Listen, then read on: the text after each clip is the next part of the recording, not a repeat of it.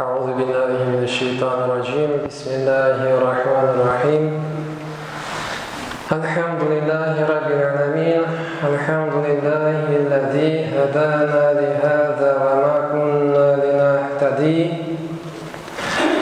لولا أن هدانا الله وما توفيقي واعتصامي إلا بالله فسبحان الذي قال في كتابه الكريم نستعيذ بالله وما تشاءون إلا أن يشاء الله نشهد أن لا إله إلا الله وحده لا شريك له شهادة منجية من عذاب الله ونشهد أن سيدنا محمدا عبده ورسوله داعينا إلى الله ربي يسر ولا تعسر ربي تامن بالخير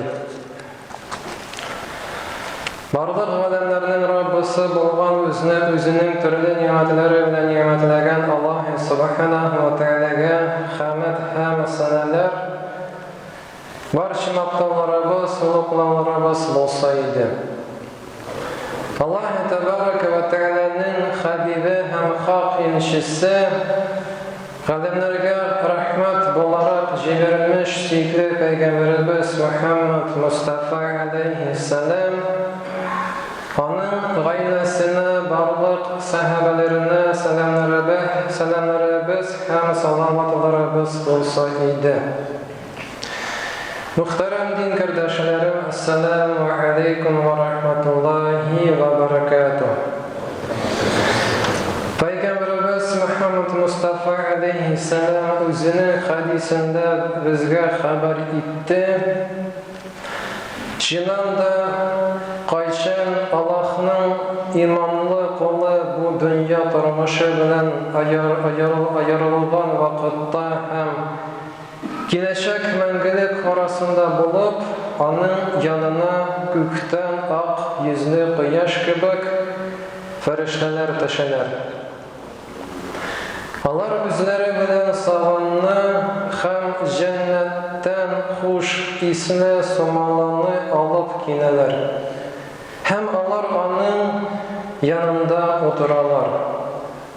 Анар үлем фәрештәсе Газраил Мәләкул Маут аның янына килеп, аның башы кырыенда утыра һәм әйтә: «Я чиста пакылы җан, Аллаһның мәгъфирәтенә һәм ризалыгына ирешү өчен чык», дип әйтер.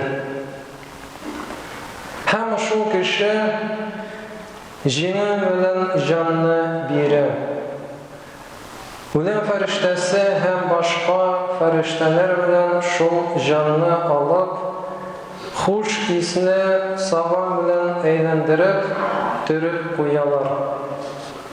Шуннан соң фәрештәләр ушбу җаны белән күккә күтәреләләр һәм аларны очрашачак фәрештәләр сорашырлар: «Бу кемнең матур җаны?» дип аларга җавап биреләчәк: «Фәлән улы фәләннең җаны». Фәрештәләр аны иң матур исемнәр белән атыйлар һәм беренче күккә барып җитәләр һәм капканы ачырга сорыйлар. Капкалар ачыла. Һәр күкнең фәрештәләре җанны икенче күккә кадәр озатып, алар 7нче күккә кадәр җитәләр. Шуннан соң бөек һәм шиксез кудрәтле Аллаһ Тәгалә әйтер: «Минең кулымны турында Иллиюн китабына языгыз. Мин аларны туфрагыннан барлыгына китердем, ушбу туфракка кайтарып, тагын бер тапкыр кыямәт көнендә тергезермен», дип Раббыбыз әйтер.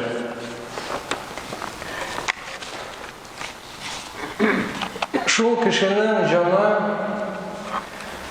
кире кайта җир өстенә тәненә. Аннары аның янына 2 фәрештә килә һәм алар сорашак: Раббың синең кем? Дип. Иманлы кеше җавап әйтә ала: Раббым Аллаһ Тәгалә дип әйтер. Һәм фәрештәләр икенче сорау бирәчәк: Динең синең нинди? Шул кеше җавап әйтә: Минем динем ислам дип әйтер. Һәм шул 2 фәрештә сорашак: Кем ул сезгә җибәрелмеш кеше иде? Шул кеше җавабын әйтер: Ул Аллаһның илчесе иде, Мухаммад Мустафа алейхиссалам дип әйтер. Фәрештәләр соң сорау бирәчәк: Гамәлләрең белән син ничек кылдың? Дип.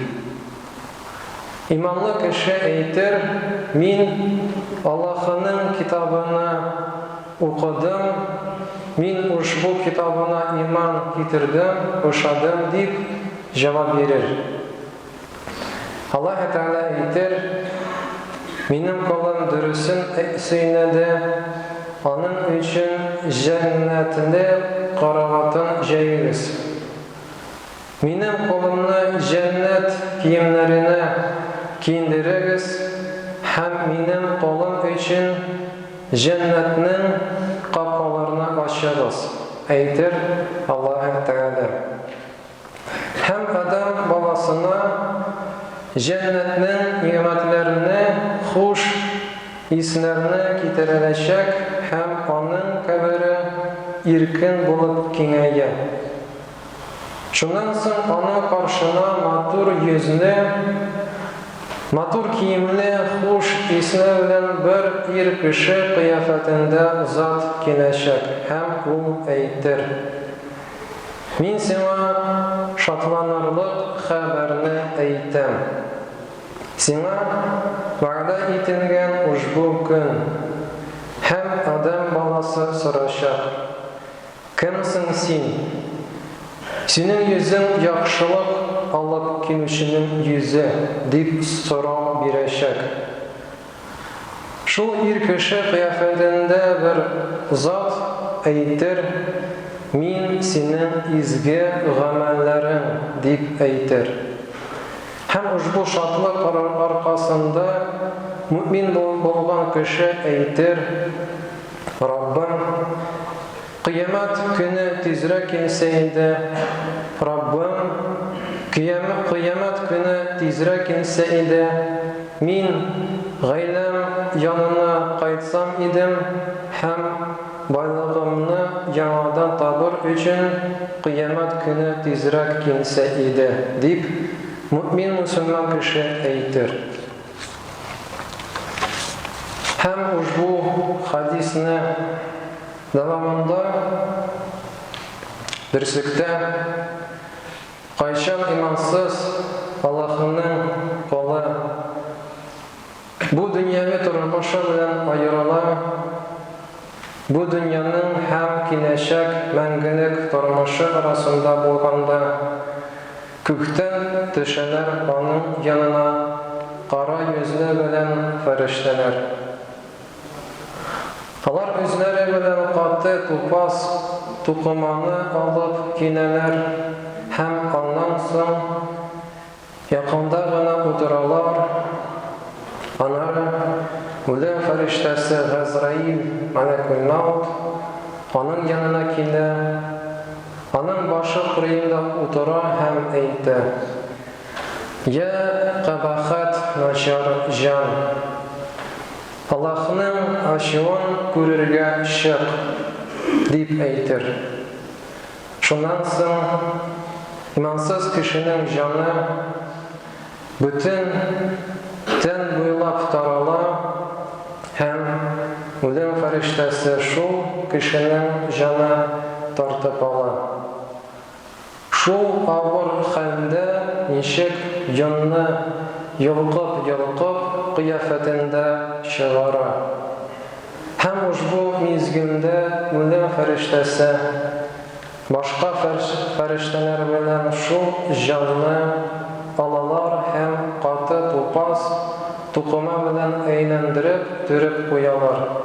Hem indi bulgan bu dünyada kabahat, naçar is, mına şunday is bilen imansız kişinin canı şu isine tarata başlayır.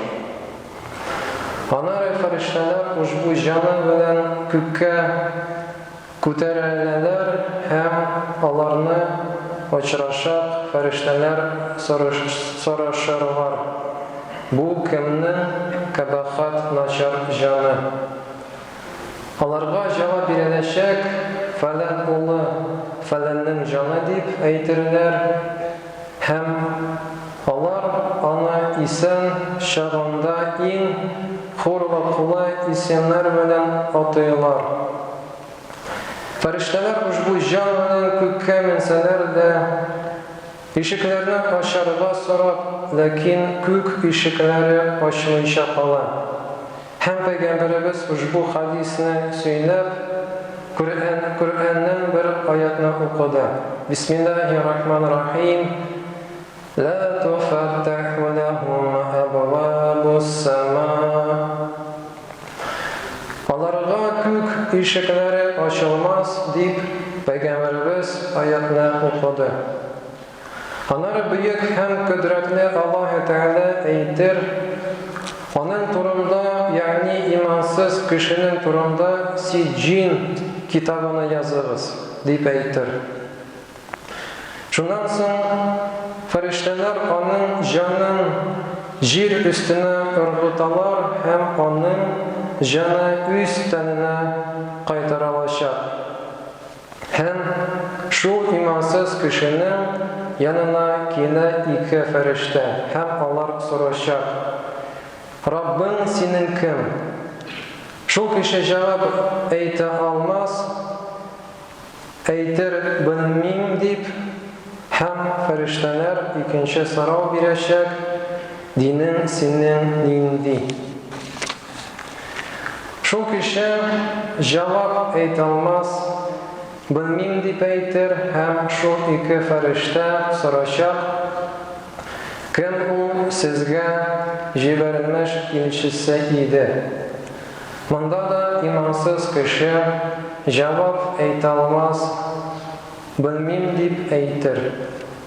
Şundan soň kökten tavuş yığılan itir. Menim kolum yalğanladı. Onun için utulu karavatın jayığız, hem onun için tamuqqa cehennemge kapkasın açığız. Ana cehennem issisi hem utulu jil samum yakınlaşa hem onun kabiri şu kadar darlana ki onun kaburgaları kısıla. Anar onun aldığında kabahat jirendirgiç yüzü bilen kabahat isi bilen ir kişi kıyafetinde bir zat kine hem on aytır. Min sana bir kaygı haberini aytırmın. Bu gün sana vaada etilgen. Şu imansız ölgen kişi soru verecek, kimsin? Senin yüzün yalnızlık alıp getirir. Bu bir kişi kıyafetinde bir zat aytır, min senin naşar amellerin. Hem imansız ölgen kişi aytır, Rabbim kıyamet günü bir kayşan da gelmesin. Rabbim kıyamet günü bir kayşan da gelmesin deyip aytır. Bu hadisimden din kardeşleri şuna göre bizge bilirge kerek bizning Rabbimiz kim? Rabbimiz Allah Teala'nın turunda bilim alma bik de mühim. Indi Rabbimizda sıfatlar, isimleri var. Аллаһ Тәгаләнең 99 исемнәре бар. Аллаһ Тәгаләгә ышану, Аллаһ Тәгаләнең исемнәрен, сыйфатларын кабул итү бик мөһим. Аллаһ Тәгалә безгә гомер бирүче, сәламәтлек бирүче, ризык бирүче һәм Аллаһ Тәгалә безгә тақдирны бирүче. Нинди безнең динебез һәм кем ул соңгы пәйгамбәребез алейхиссалам, безнең дин нигезләрен өйрәнергә кирәк, мөхтәрәм дин кардәшләрем. Иншалла, 1 октябрьдән башлап безнең мәчеттә дәресләр ял көннәрендә дәвам итәчәк. Сезне күрергә без бик шат булабыз, иншалла. Баракаллаху лана ва лакум ва лисаирил муъминина вал муъминат вал муслимина вал муслимат ал ахяи минхум вал амват иннаху сами'уд ду'a.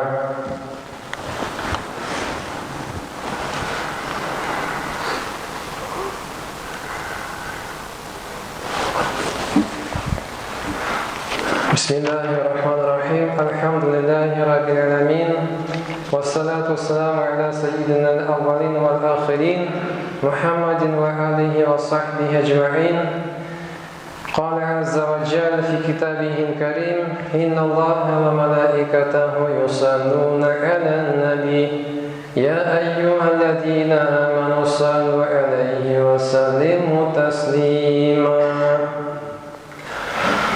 Пророк Мухаммад, мир ему и благословение Аллаха, объяснил нам о важности изучения религии ислам, о важности получения знаний о том, кто наш Господь, кто наш Творец, о том, кто сотворил нас всех и всю Вселенную со всем, что в ней есть, рассказав в своем хадисе об участи человека, покидающий эту жизнь. И хадис очень длинный, постараемся, иншалла, его укоротить, рассказать вкратце. Поистине, когда верующий раб Аллаха расстается с мирской жизнью и находится на пороге жизни вечной, к нему спускаются с неба ангелы со светлыми, точно солнце лицами.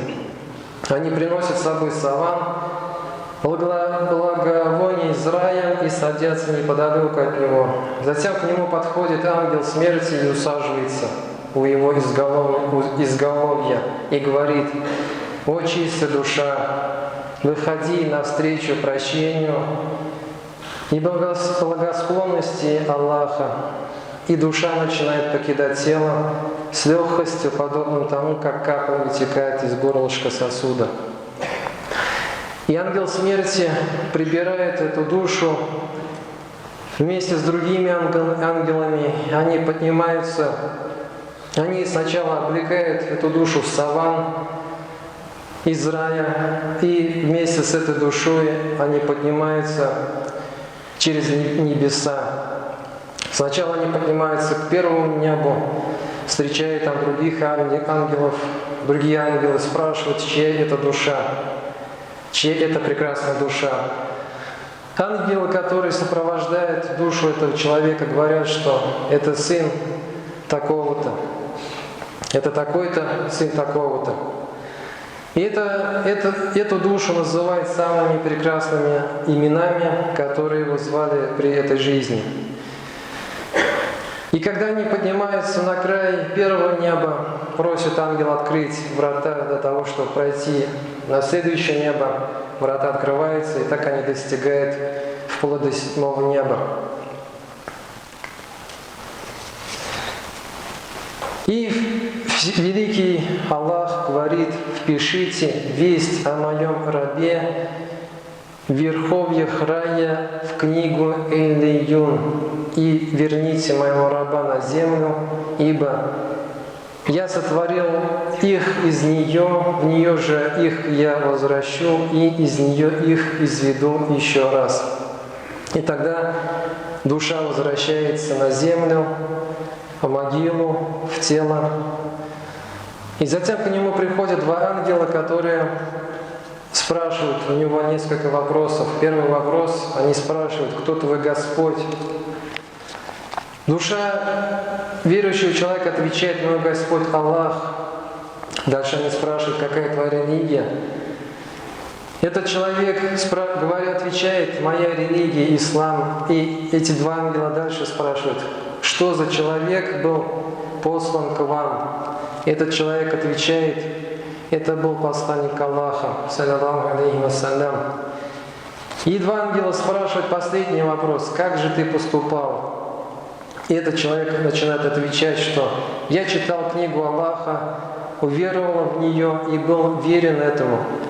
Тогда голос с небес возвещает, правдив мой раб, расстелите для него райское ложе, оденьте его в райские наряды и откройте для него врата рая. Ему приносят райские милости и благоухания, и могила его расширяется до просторов, которые только может объять взор. Затем перед ним предстоит мужчина с прекрасным ликом, в хорошей одежде, с хорошим ароматом и говорит, «Я сообщу тебе нечто, что обрадует тебя. Этот день был обещан тебе». И тогда верующий человек спрашивает, «Кто же ты?» «Твой лик – лик того, кто несет добро». И тогда этот человек отвечает, «Я твои благодеяния». И тогда верующий человек скажет, «Господь мой, ускори наступление часа». Господь мой, ускори наступление часа, чтобы я смог вернуться к своей семье и вновь обрести свое богатство. И вкратце говоря, в заключение о важности этого хадиса, что мы из него узнаем? Первое, о том, что когда человек покидает этот мир, душа человека сопровождается ангелами, которые словно конвоиры. Эта душа человека не оставляется ни на секунду. А также о том, что душа человека будет ожидать судный час в могиле, в месте, именуемой Барзах, что в этом мире уже невозможно вызывать души умерших людей.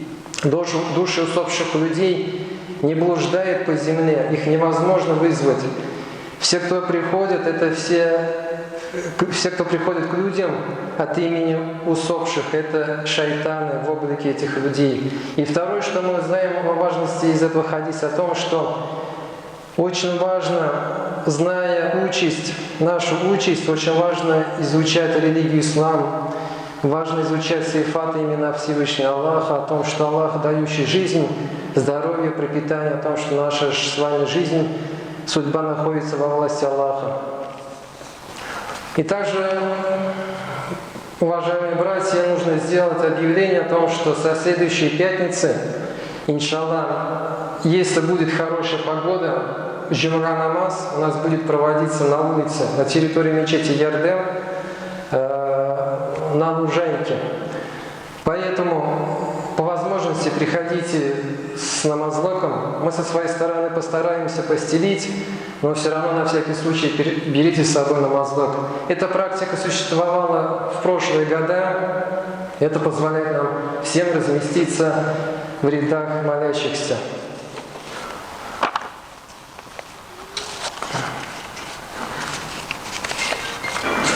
بارك الله لنا ولكم اللهم صل على سيدنا محمد وعلى آل محمد وأقيموا الصلاة